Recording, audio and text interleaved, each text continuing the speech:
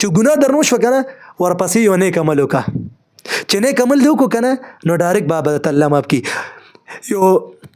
یو صحابي راغی نو نبی علیہ السلام ته وی مونږ ټایم وکړو د مانځه نه مخکې ورته وی یا رسول الله صلی الله علیه وسلم وی دا پلانکي ګناه رانه وشوه. نو نبی علیہ السلام جواب ورنکړو وی جی وی ګناه رانه وشوه جی.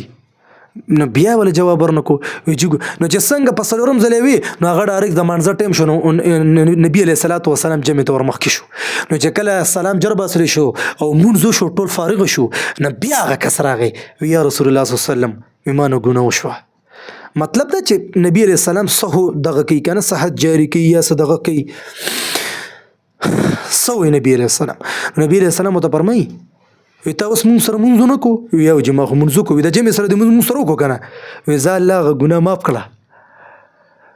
نو وستاسو ته څه خبر کول زه تاسو ته دا خبر کول غواړم چې کوم درنه ګناه وشوه نو ورپسې ډایرکټ چې دی نیک عمل کوه ورپسې نیکی کوه څه کوه نیکی کوه نفل ورپسې وکړه استغفار ورپسې یو سل کرته ووایه درود شریف ووایه صدقه وکړه